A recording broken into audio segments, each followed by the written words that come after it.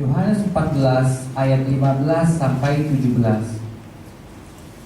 Jikalau kamu mengasihi aku, kamu akan menuruti segala perintahku. Aku akan minta kepada Bapa, dan Ia akan memberikan kepadamu seorang penolong yang lain, supaya Ia menyertai kamu selama-lamanya, yaitu Roh kebenaran.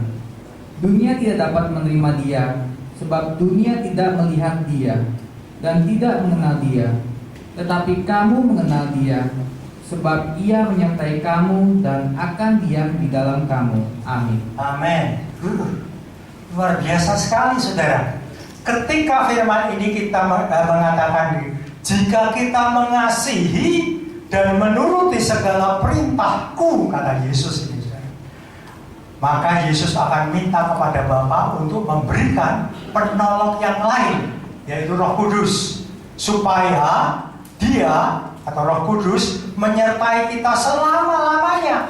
Jadi kita ada penyertaan yang meng-cover hidup kita itu bukan sewaktu, bukan sementara, tapi selama-lamanya, dengan syarat kita mengasihi, menuruti segala perintahku, kata Yesus. Ya, bahkan dikatakan di sini, Dia akan menyertai dan Dia akan tinggal di dalam kita.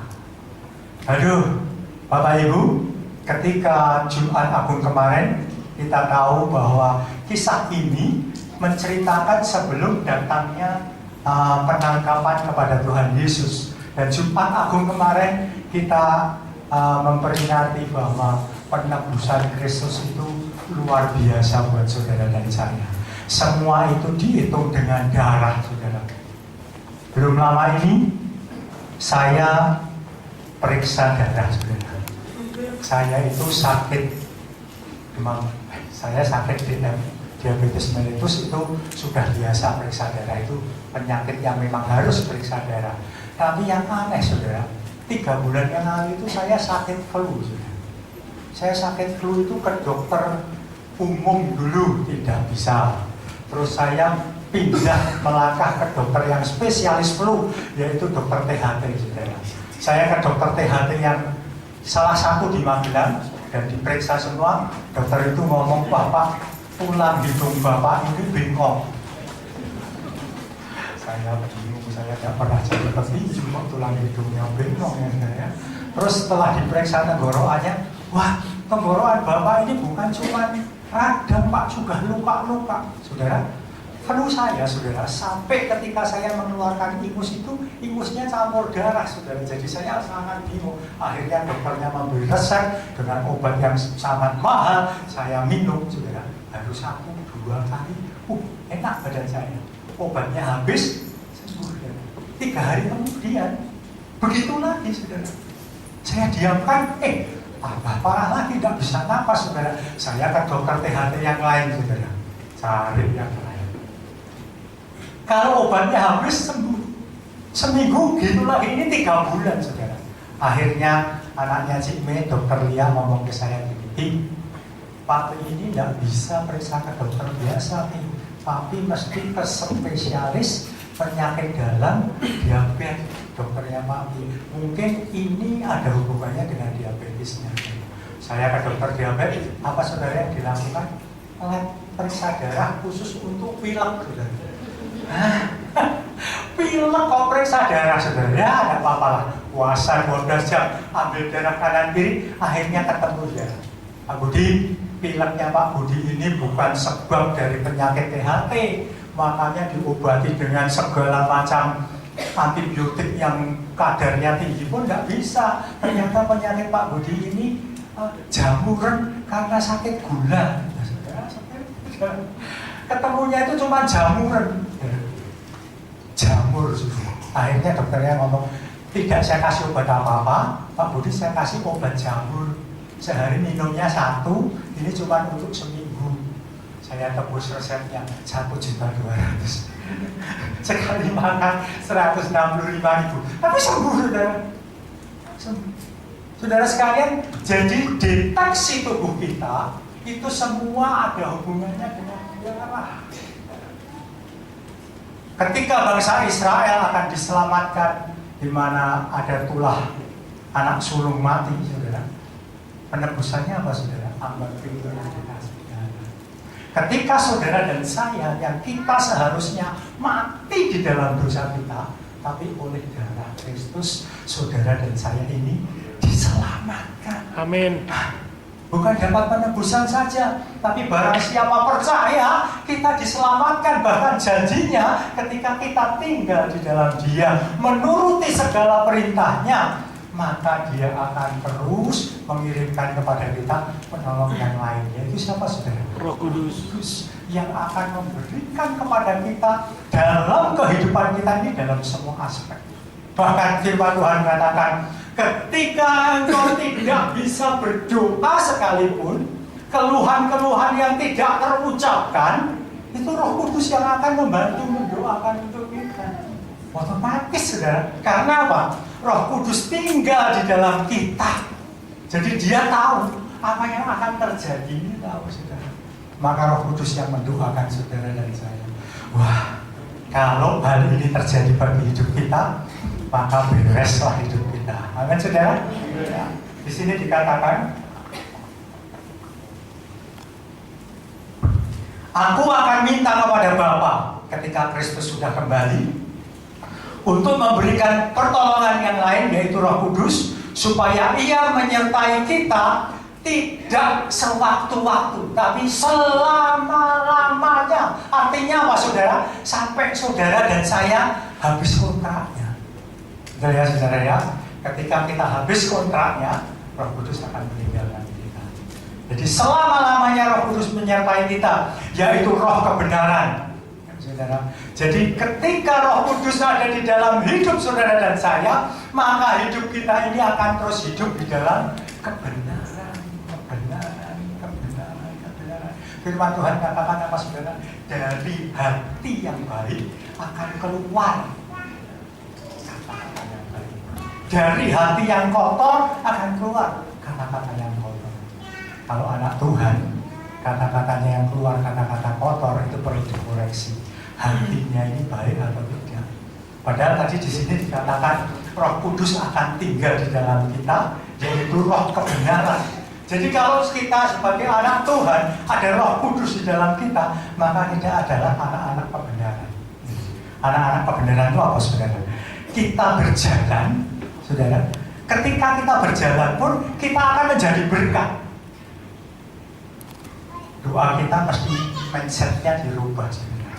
Tuhan, biasanya anak-anak Tuhan yang doa, Tuhan berkati aku, Tuhan hari ini aku kurang ini hari ini. Agendanya banyak banget. Ini doa kita, saudara. Tapi tadi Roh Kudus ngomong, Dia akan tinggal di dalam kita, membuat hidup kita tercukupi. Jadi mindset doa kita sekarang kita rubah.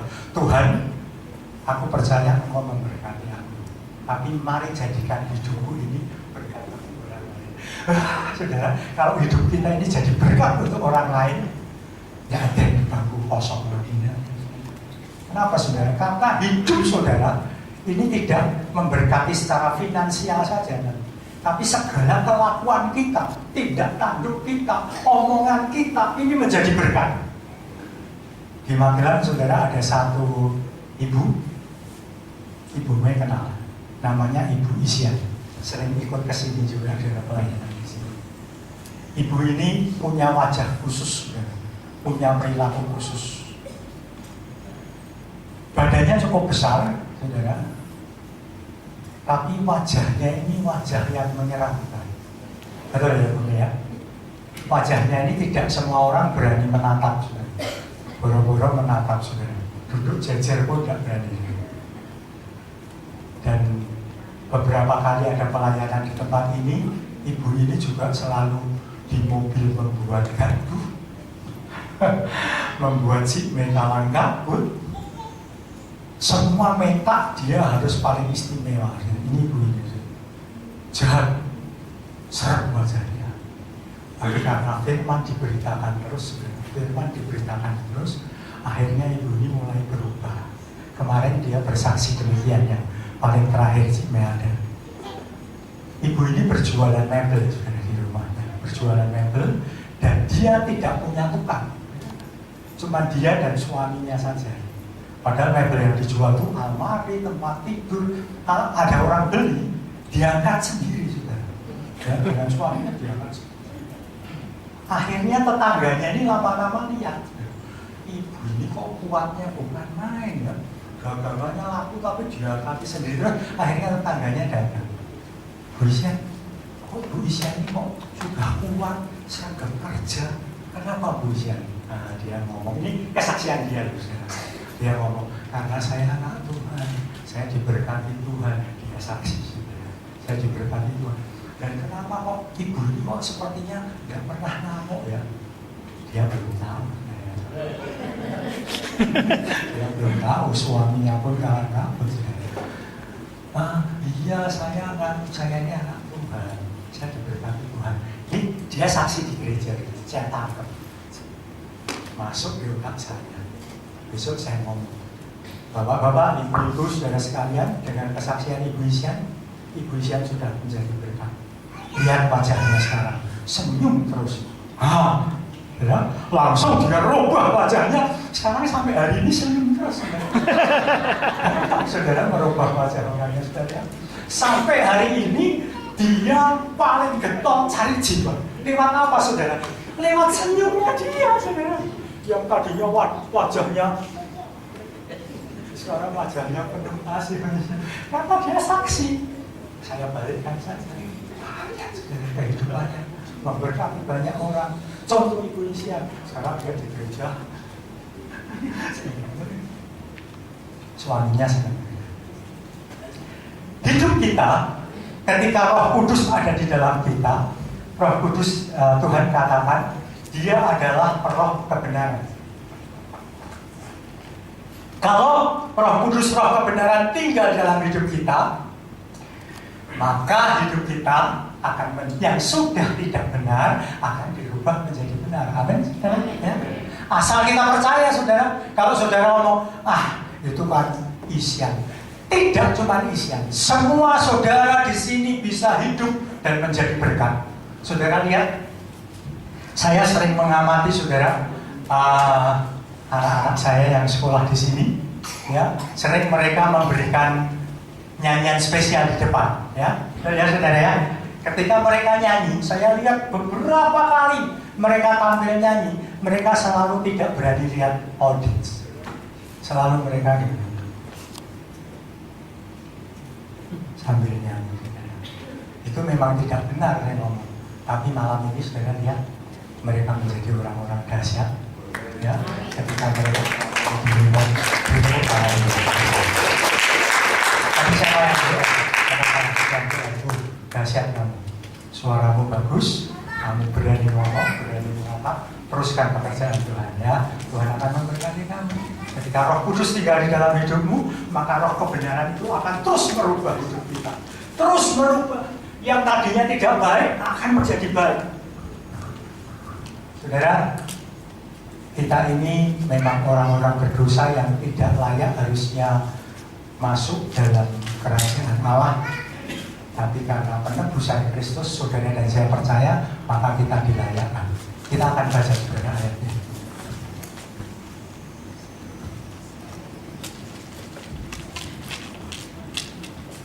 Di dalam 1 Korintus pasal 6, ayat 19 dan 20.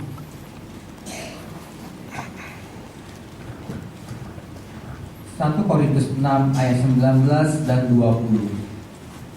Atau tidak tahukah kamu bahwa tubuhmu adalah bait Roh Kudus yang diam di dalam kamu, Roh Kudus yang kamu peroleh dari Allah, dan bahwa kamu bukan milik kamu sendiri, sebab kamu telah dibeli dan harganya telah lunas dibayar. Muliakanlah Allah dengan tubuhmu. Amin. Amin. Bapak Ibu, ayat ini mengatakan tubuh kita adalah bait Roh Kudus. Dan Roh Kudus yang ada di dalam kita dari Allah. Kamu, saudara dan saya, kita bukannya milik kita lagi, karena harga kita telah dibayar lunas. Muliakanlah Allah dengan segala tubuhmu. Dan Bapak Ibu, tubuh kita ini, firman Tuhan di dalam Korintus katakan bahwa tubuh kita ini bait Allah, bait Roh Kudus. Kalau tubuh kita ini bait Roh Kudus, maka kita akan menjaga tubuh kita ini sebagai bait Roh Kudus dengan apa, saudara? Dengan segala hal yang tidak layak bagi bait Roh Kudus.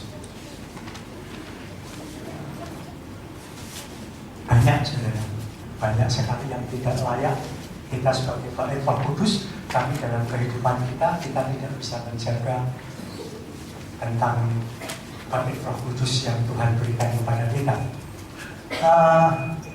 Di sini tidak ada, tapi ini saya kasih contoh, di Magelang ada, saudara. Saudara kita di Magelang ini menjadi asar penyambut tamu. Tapi kita dulu tidak tahu kalau dia itu ternyata masih merokok, saudara. Ya, karena dia tidak benar-benar nyata merokok, saudara. Tapi sekali waktu saya datang ke rumahnya pagi-pagi karena istrinya sakit, habis doa pagi kita langsung kunjungan ke sana. Dia baru duduk di rumahnya dengan sangat enak, kakinya diangkat begini, minum kopi sambil merokok. Saya langsung masuk, saya masuk ke rumahnya, dia langsung bingung, sudah rokoknya langsung diumpetkan di bawah. Dia duduk di kursi, langsung masukkan ke belakang, kebul-kebul di belakang, sudah. Akhirnya dia, bapak ini ngomong, wah kan maaf, saya masih merokok ya Pak. Pak Yawi, Bumenau, Pak Yawi. Dan Bapak Ibu, kemarin kita membuat peraturan baru. Semua pelayan gereja harus mengisi satu isian form yang baru yang kita buat, dan di situ ada 30 syarat. Nah, setelah itu mereka kalau setuju dengan syarat itu mereka tanda tangan, yang tidak setuju bisa mengundurkan diri. Akhirnya rontoklah kira-kira 10 orang. Dan ternyata 10 orang ini jatuhnya di dalam merokok, dan yang paling kaget ada yang masih minum minuman keras. Bait kita adalah, tubuh kita adalah bait Roh Kudus. Bagaimana kalau kita mengakui kita ini sebagai anak Tuhan yang sudah hidup di dalam kebenaran, tapi kita masih mencuri-curi? Saudara, kesalahan itu tidak nyata di dalam merokok saja, tidak minum saja, tapi banyak hal yang lain yang firman Tuhan katakan itu dosa dan itu tidak boleh dilakukan, saudara. Banyak sekali contohnya. Misalnya bapak-bapak lagi jalan-jalan, lihat cewek cantik, kita lihat, kita pikir, kita merasani, itu sudah dosa. Ibu-ibu tidak sengaja merumpi yang tidak baik, itu juga saudara sudah dosa. Padahal firman Tuhan tadi katakan, kamu ini adalah bait Roh Kudus, dan hidupmu bukan kita lagi, saudara. Hidup kita adalah hidup yang sudah dipakai oleh Tuhan untuk kebenaran. Karena apa, saudara? Harga kita sudah dibayar lunas. Siapa sih yang masih punya utang? Oh, tinggal saya kok yang angkat. Saudara, gereja kami di Magelang ini terkenal dengan sebutan gereja tukang utang. Pak Markus, mulai dari kami renovasi gereja, pertama diserahkan ke saya, gerejanya itu sudah busuk, saudara, jadi kita renovasi. Dengan biaya pertama renovasi kita itu 100 juta. Kita ngutang ke toko material, ngutang ke toko material, kita utangnya banyak, tapi terbayar lunas, saudara. Dan ketika lunas, wah, jemaat semua senang. Ini semua jemaat yang keluar duit, saudara. Ketika lunas, kita mengadakan upacara makan bersama. Wah, rasanya sudah enak, saudara. Tidak punya beban lagi. Kolektor kita, perpuluhan kita tidak untuk bayar utang lagi, saudara. Timbul lagi pemikiran baru. Waktu itu sound system kita masih sound system yang jadul banget, saudara. Sudah kira-kira usia 35 tahun sound systemnya dan perakitan lokal. Kalau mau nyalakan harus cari serbet, sudah tahu, lap kering, karena nyetrum. Jadi pegang handle-nya ini harus pakai lap yang kering, sudah. Jadi pakai nyetrum, sudah. Akhirnya kita rindu untuk punya sound system baru. Saya ajak, ayo jemaat kita doa yuk. Kalau beli sound system ini agak lumayan 200-an. Jemaat akhirnya mau, Pak kita berdoa Pak, pasti bisa Pak. Kok tahu kalau pasti bisa? Muntah Pak, Bapak kan berani muntah. Mentang-mentang saya ini pengusaha, saudara. Jadi mereka pikir pengusaha ini biasa utang. Akhirnya karena jemaat mau dan mereka memberi, saudara, saya utang. Saya ke toko sound system, kita belanja habis 200, bayar 25 juta.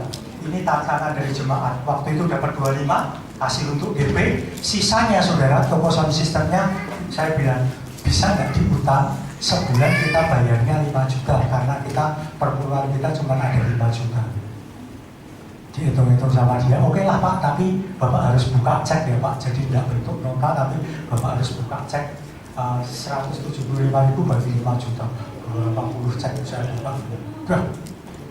Setiap habis persembahan persepuluhan dihitung oleh panitia, isi ke bank. Akhirnya saudara, bulan kemarin lunas. Ketika dapat stempel lunas, saudara, rasanya hati ini kok enak banget ya saudara ya, senang sekali saudara. Di pertengahan utang sound system ini jemaat butuh mobil antar jemput saudara.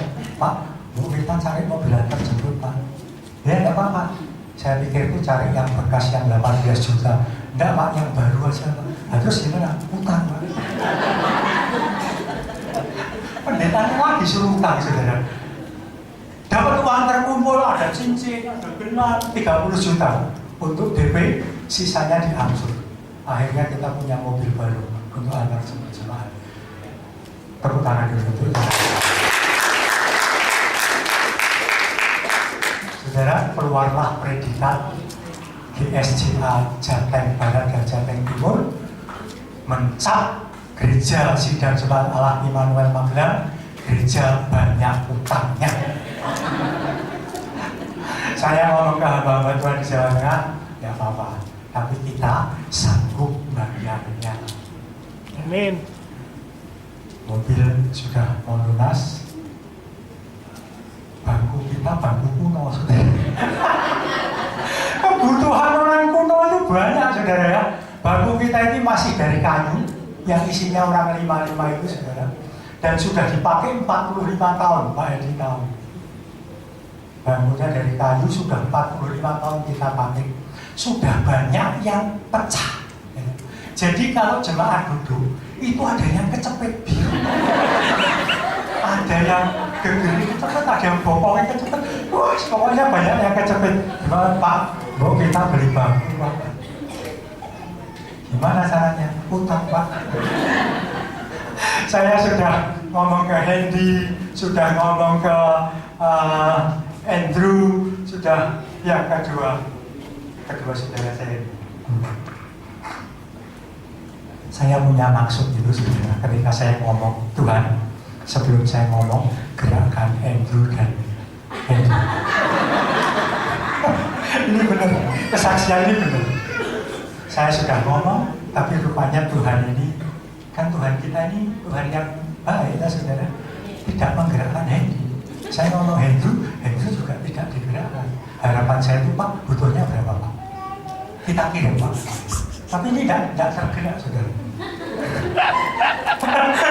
Ini cerita ini lucu saudara, tapi ini benar. Akhirnya kita berdoa dan adik dari istri saya yang berjemaat di Pak Edi, dia sanggup memberikan. Ya udah, enggak apa-apa, ini bangunnya jelek, nanti diganti semua aja, beli. Tapi tidak dikasih uangnya. Hanya saya ya tidak berani ya saudara ya. Sudah dihitung tapi uangnya tidak dikasih, saya diam aja. Ini berlaku 1 tahun saudara. Setiap dia pulang ke Magelang, Pak Edi, setiap dia pulang ke Magelang, dia selalu ngomong, aku dijemput ya mau ke gereja, nanti sekalian pulangnya tak sumbang. Oh iya, wah saya kebaktian jam 5, jam 3 udah saya jemput. Wah, saya berharap cemas. Pulangnya cuma pulang gitu toh, saudara, diam lagi saudara. Saya ngomong ke istri, jangan ditegur, jangan minta. Saya paling tidak senang orang minta-minta. Anti bagi saya. Karena saya pengusaha, saudara, saya bisa cari sendiri, tidak usah minta-minta. Itu setiap pulang Magelang 2 bulan sekali itu selalu minta dijemput dan ngomong, aku tak nyumbang sekalian. Setelah pulang ibadah selesai diem. Ya saya ya diem aja. Setahun itu saudara. Setahun Pak itu.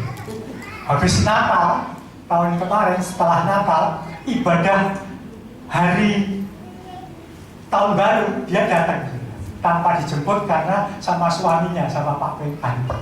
Datang berdua, duduk, ikut ibadah kita, ibadah selesai, doa pemberkatan selesai, amin, jemaat pulang, dia duduk lagi. Bangku yang diduduki dia itu ambrol. Saya dalam hati puji Tuhan. Sekali ini pasti tidak lupa. Langsung saya dipanggil. Masih sini panggil saya kok masih sini. Kok tidak diminta-minta uang bangku nih? Nah kamu diem aja ya, saya diem aja. Berapa bangku butuhnya? 150 kali 200 berapa? Ya sekian, oke. Langsung malam itu juga paginya saya dikasih uang tunai, saya langsung membayar itu. Jadi pesen 150 bangku yang paling bagus. Uangnya kita bayarkan. Puji Tuhan saudara, saya kesini, jadi tanya bangkunya bagus nggak Pak? Bagus, jadi saya pulang ke pabrik, kita berdoa, saya pulang 2 minggu lagi, Hendy SMS saya, Pak, saya kirim 50 bangku lagi tambahan Pak, gratis. Digerakannya tambahannya toh saudara. Ada apa-apa? Ada 50 bangku tambahan, jadi kita sekarang punya 200 bangku. Pas untuk Paskah 200 jemaat. Jemaat kita sekarang 200 bangku.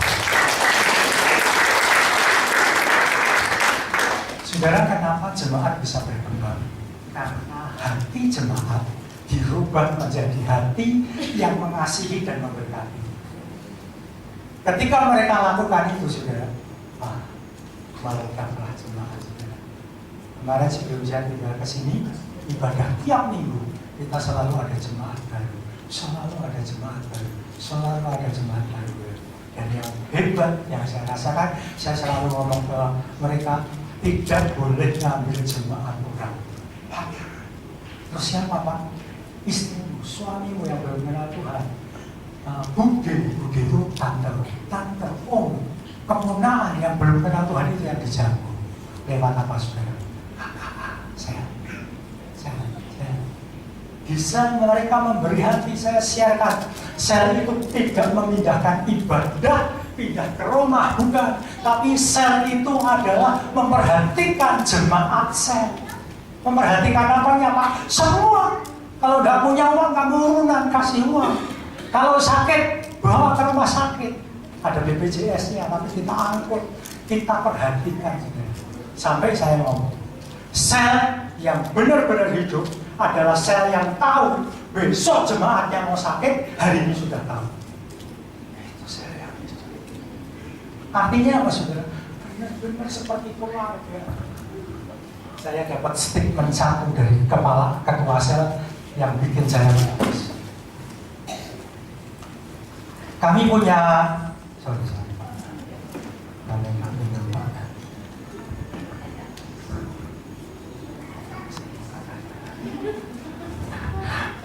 mumpung jadi pengguna jadi bisa minta kalau kami mempunyai salah satu ketua sel kami itu orang admin ABRI. Terima kasih Bapak. Admin ABRI dan dia pelatih.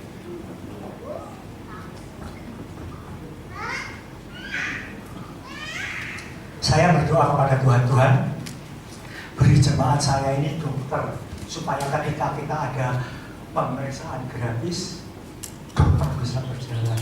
beri kepada jemaat saya ini pimpinan-pimpinan yang berkredibilitas di pemerintahan. Tuhan kirimkan abri yang berkompeten, istrinya polisi yang berpangkat juga. Dan ini dia jadi ketua sel, salah satu sel di kita, sel terbaru.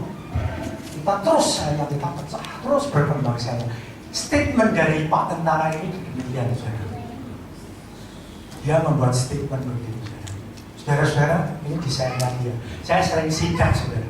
Datang mendadak desain ini, supaya tahu perkembangannya. Bapak Tentara ini ngomong begini, saudara-saudara, saya ini pegawai negeri. Tiap bulan saya dan istri saya itu selalu berharap kapan ya tanggal 1 ya, kapan ya tanggal 1 untuk terima duit. Sekarang Pak, yang ada di otak saya ini, kapan ya hari Rebu ya, kok Rebu ya, selalu mau sel. Aduh, saya dengar itu saya nangis. Kalau pimpinan sel semua mempunyai statement yang seperti itu, betapa meledaknya sel kita.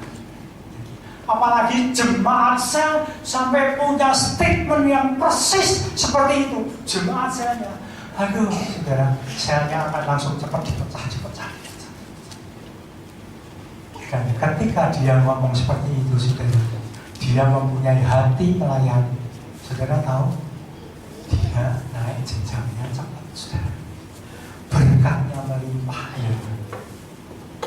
Saudara, ketika hidup kita ini benar di hadapan Tuhan, ketika hati kita ini isinya kebaikan, saudara, tidak usah macam-macam, saudara. Saudara baru jalan saja, saudara, orang sudah tahu kalau saudara ini orang baik. Saudara, orang baik dan orang tidak baik itu terlihat. Benar ya, saudara ya? Kalau saudara menjadi orang baik, saudara, saya mau tutup dengan satu kesaksian. Tadi tentang Ibu Isyan, itu punya suami Bapak Ade. Sekarang keluarga ini jadi keluarga yang baik, yang sangat memberkati tetangganya kanan kiri, sampai sekarang tetangganya pada ikut ke gereja semua, saudara. Aduh, saya senang sekali dengan perubahan ini.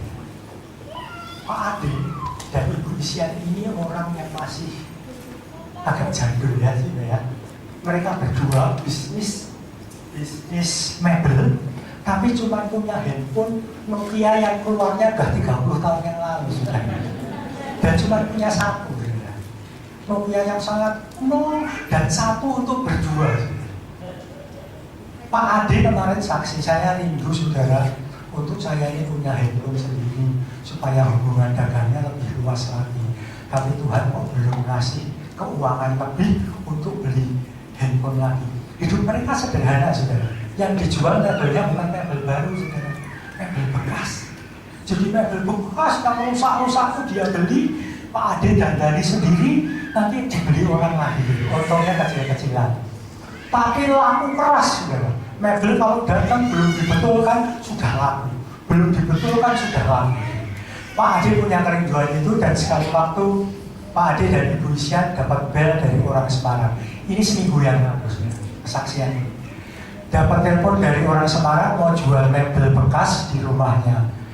Dia tidak punya mobil, saudara, punyanya sepeda motor aja, sepeda motor yang juga 20 tahun yang lalu.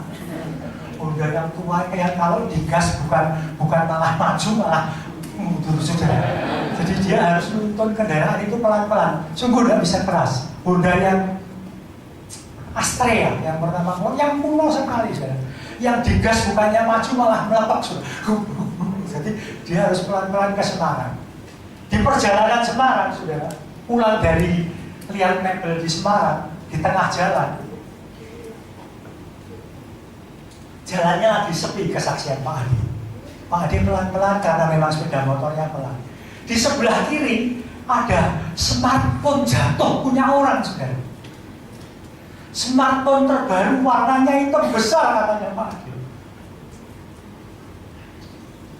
Ada dua yang membisiki hati Pak Ade, Roh Kudus dan Roh Jarum Kudus. Sementara Roh Kudus membisikkan, itu punya orang, tidak usah diambil walaupun kamu perlu, itu bukan milikmu, saudara. Dan Pak Ade pelan-pelan jalan Semarang waktu itu sepi kan. Jadi dia nengok ke belakang. Depan kosong, dia berhenti di dekat dia.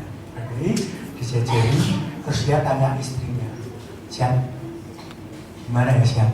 Bahasa Jawanya, Sian, piye ya Sian? Istrinya yang jawab gitu. Sakarepnya.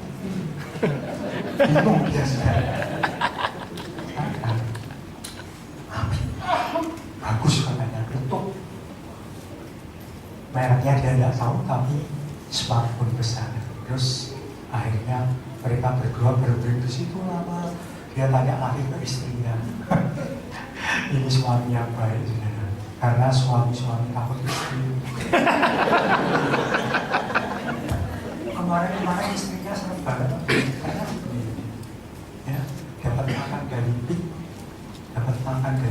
nasi yang untuk dibawa pulang sama istrinya diremes.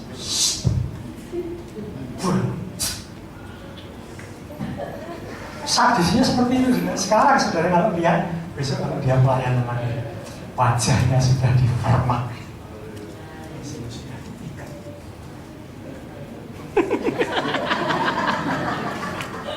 Terus semuanya.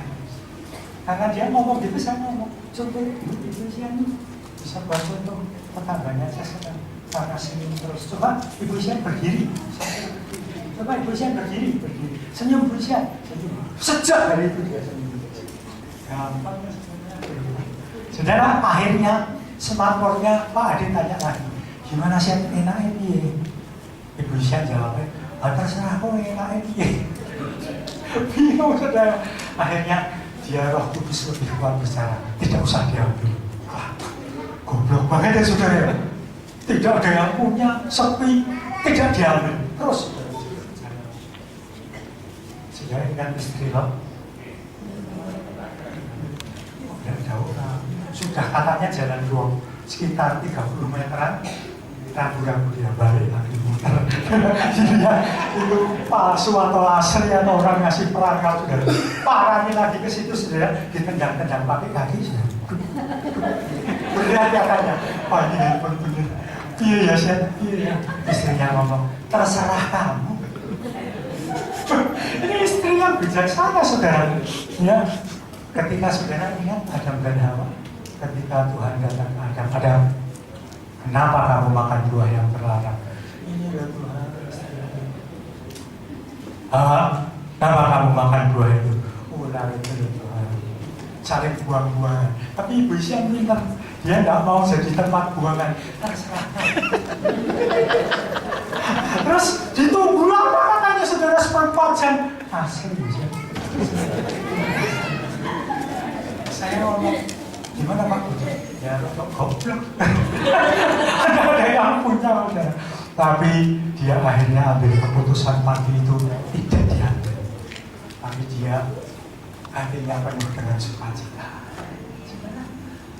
Anak Tuhan kalau sudah diisi roh kebenaran, maka hidupnya akan benar. Walaupun kadang-kadang iblis memberikan yang enak-enak. Saudara, saya sekarang merasa lega karena utang kita tadi sound system sudah lunas. Tapi ternyata pemain musik itu kok tidak mau berhenti sekian ya saudara. Kemarin pemain musik aja saya Pak, ini gitarnya Fender Stratocaster asli, bassnya asli bagus juga. Sound system kita luar biasa Pak, sound system untuk gitar dan bassnya itu TV Amerika yang masih asli. Tapi kan itu sudah umurnya tua Pak, mau ganti Pak yang baru. Ada Pak baru bagus. Nah, akhirnya saya diajak main ke toko sound system lagi. Saya ini orangnya penurut Pak, mau ambil ini. Terus Pak saya utang Pak. Kemarin kita utang lagi Pak Edi. Aduh, pokoknya Magelang Pak Edi, utangnya berjibun. Ada yang mau ikut bayar utang?